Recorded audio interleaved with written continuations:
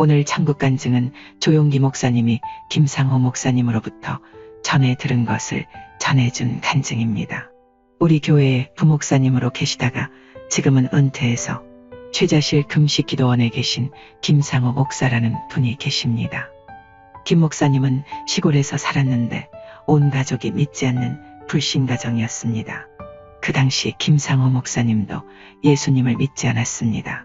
그런데 결혼을 해서 사모님이 들어왔는데 주일날 시아버지, 시어머니가 밭에 나가서 일을 할 때 사모님이 주일 예배를 드려야 한다고 머리에 기름을 바르고 성경책을 들고 교회에 나갔습니다.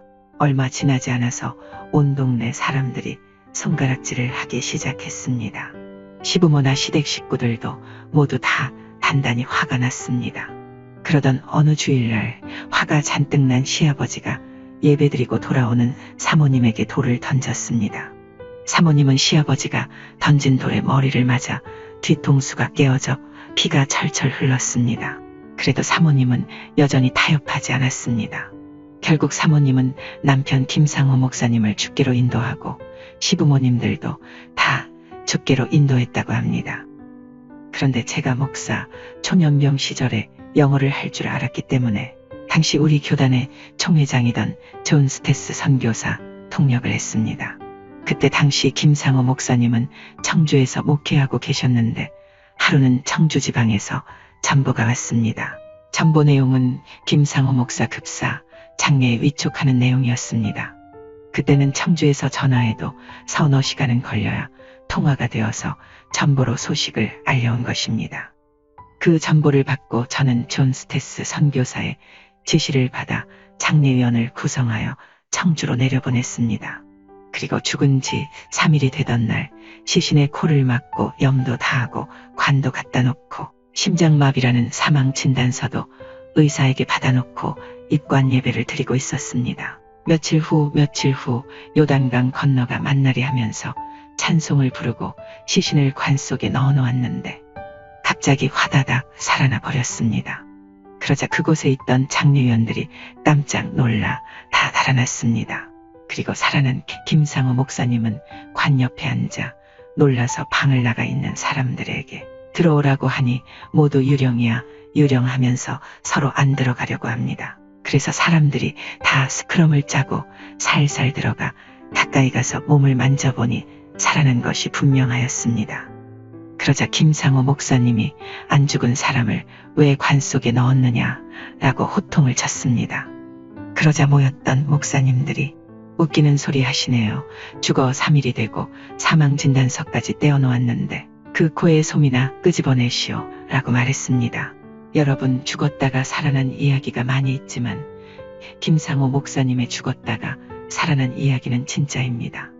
교회 부목사였고 내가 장례위원을 구성해서 보냈고 장례를 총책임을 졌기 때문이지요. 김상호 목사님이 죽기 일주일 전에 부인이 세상을 떠났습니다.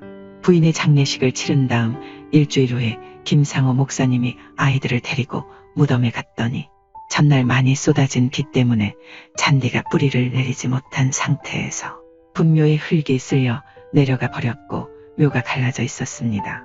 그러자 아이들이 엄마가 살아있어 숨쉬어서 갈라진 것 같다고 무덤을 막 파면서 아버지 빨리 엄마 캐내라고 하더랍니다.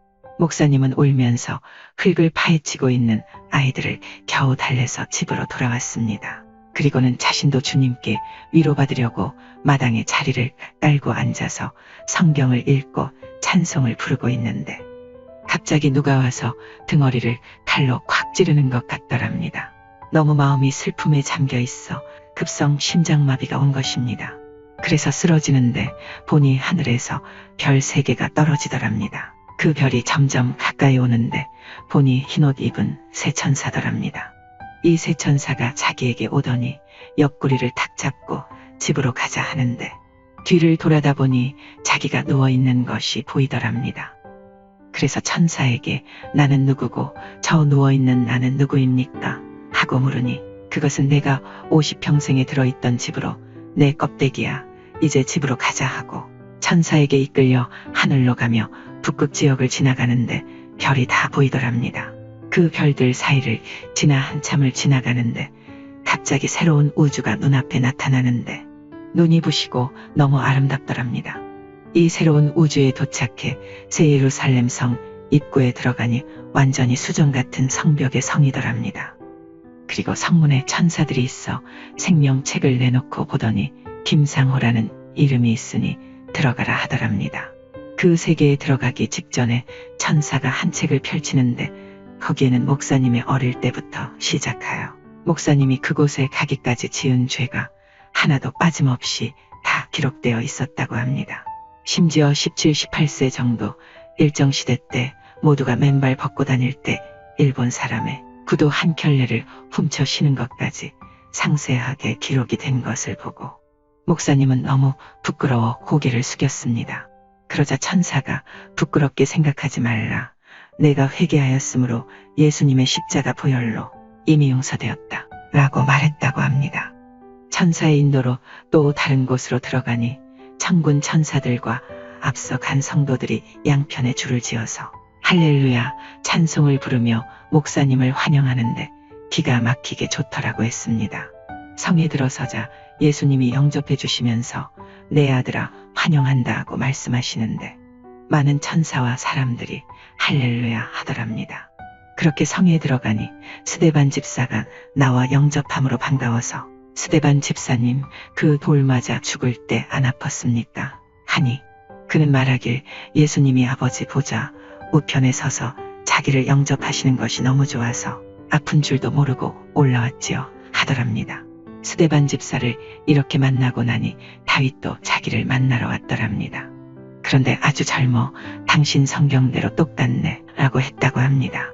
그리고 새 예루살렘 성 안에 생명시내가 흐르고 있는데 그 시냇가에 많은 나무가 있고 그 나무 아래 많은 벤치가 놓여 있는데 많은 천사와 사람들이 앉아 환담을 하는데 손을 내밀어 나무에 달린 과일을 까서 먹는데 먹자마자 순식간에 사람의 몸에서 향기가 되어 확 뿜어 나오더랍니다. 천당에는 화장실도 없고 쓰레기통도 없더랍니다. 먹기는 먹는데 먹어도 순수한 음식이므로 전부 향기가 되어 나온답니다. 그리고는 큰 공회당 같은 건물이 있는 곳으로 인도되었습니다. 그 건물의 맨 위 좌석에는 예수님께서 앉아 계시고 예수님 맞은편 앞자리에는 순교자들, 그 다음 자리에는 주의 종들이, 그 다음 자리에는 평신도들이 앉아서 예배를 드리고 있었다고 합니다. 그리고 주님과 함께 아버지 보좌에 갔는데 에베레스트 산 같은 큰 빛에 눈이 부셔서 하나님은 볼 수 없고 천천히요 만만인 사람들이 와서 경배를 하는데 너무나 아름다워 견딜 수 없을 만한 음악 소리에 맞춰 바다의 물결같이 경배를 하더랍니다. 조금 걸어가던 예수님께서 너는 천국에 오래 머물 수 없으니 어디가 보고 싶으냐 물으시더랍니다. 그래서 제 집사람이 일주일 전에 이곳에 왔는데 만나보고 싶습니다 하니 예수님이 자신을 데리고 아주 좋은 맨션으로 가셨는데 그곳의 집들은 너무나 찬란하고 아름다웠기 때문에 세상의 어떠한 것으로도 비교할 수가 없다고 합니다. 문 앞에 이르자 문이 열리면서 부인이 흰 드레스를 입은 아주 아름다운 모습으로 맞이하더랍니다. 김상호 목사님의 부인은 인물이 너무도 없어서 제가 부흥회 인도하러 갔을 때는 사모님이 밥상을 차려 들고 들어오면 저는 사모님이 미안해 할까봐 얼굴을 쳐다보지 않았습니다. 그럴 정도로 얼굴이 못났는데 천국에서는 그 못난 모습은 다 사라지고 아름답게만 보이더랍니다. 그런데 사모님을 보니 머리 뒤가 다이아몬드처럼 빛이 나더랍니다. 그것은 시아버지가 주일날 일 안 하고 교회에 간다고 며느리를 돌로 머리를 때려 깨어졌었는데 그 자리가 그렇게 다이아몬드같이 빛나더랍니다. 그래 반가워서 여보하니 여기서는 부인이 아니고 이제는 다 같이 형제입니다 하면서 형제여 형제가 내가 죽은 것을 너무 형제와 자식들이 슬퍼하므로 내가 예수님에게 부탁해서 이 천당에 잠시 방문하게 한 것입니다. 그러니 형제와 제가 세상에서 살 동안에 낳은 자식들에게 지상에서 살던 어머니가 천당에서 이렇게 행복하게 살고 있다고 전해주고 그 어머니가 천당에서 기다리고 있으니 열심히 예수님 잘 전하다가 천당에서 만나자고 전해주세요 하더랍니다. 그리고 사모님의 손을 잡고 악수를 하려 하니 말하길 형제는 몸이 아직도 땅에 있고 천당 사람이 아니니 내 몸을 아직 만지지 마시지요 하더랍니다.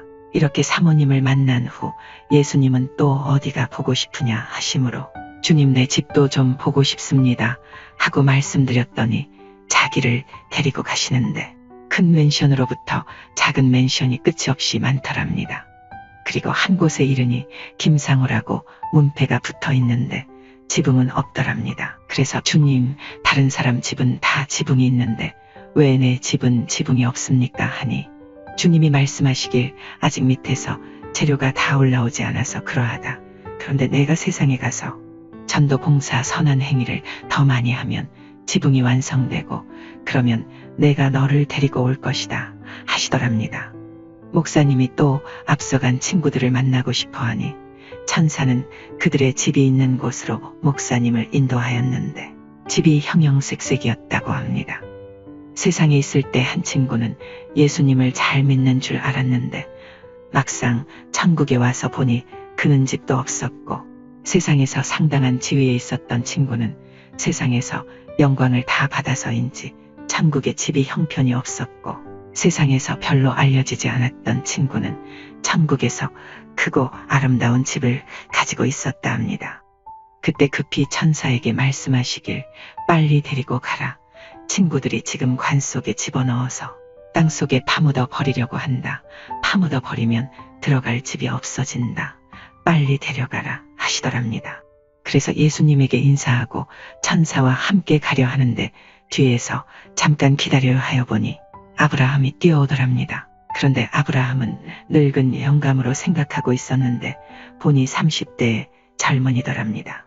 그는 말하길 당신이 지상에 내려가거들랑 사람들이 생각하는 것보다 빨리 예수님이 오신다고 전해주세요. 깨어 준비하고 있지 아니하면 생각지 않을 때에 예수님이 오시니 깨어 기도하며 준비하라고 내 백성에게 말씀을 전해주시오 하더랍니다. 그래서 그렇게 하겠다 하고 천사들과 나와 지구로 돌아오는데 지구가 오렌지같이 작게 보이더랍니다. 그리고 점점 지구가 커지고 자기 집 지붕 위에서 집안을 보니 관이 있고 관 옆에 자기가 있고 교역자들은 모여서 찬송을 하고 있더랍니다. 그래서 방 안에 들어와서 자기 시신의 발치에 섰는데 들어가라고 천사가 자기를 확 밀자 다이빙을 하면서 발밑으로 싹 자기 몸으로 들어가면서 순간적으로 일어나 앉게 되었다는 것입니다. 목사님 생각에는 두루두루 구경하는데 30분밖에 걸리지 않은 것 같았다고 합니다. 그런데 목사님이 눈을 뜨고 보니 자신은 아랫목에 뉘어져 있었고 조문객들은 방 안에 가득히 앉아 아이들은 울고 있었다고 합니다. 목사님이 30분이라고 생각했던 그 시간이 실제로는 사흘로 그동안 목사님은 죽어 있었고 바로 그날은 장사하려던 날이었습니다. 오늘 김상호 목사님 천국 간증을 통하여 천국에서도 심는 대로 거두게 된다는 사실을 알 수 있습니다.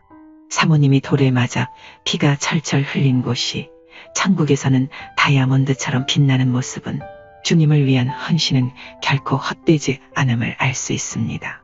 그리고 마지막 아브라함의 부탁, 사람들이 생각하는 것보다 빨리 예수님이 오신다고 전해주세요 말하며 깨어있어 기도하라는 경종의 메시지도 우리에게 많은 것을 시사합니다. 사랑합니다. 감사합니다.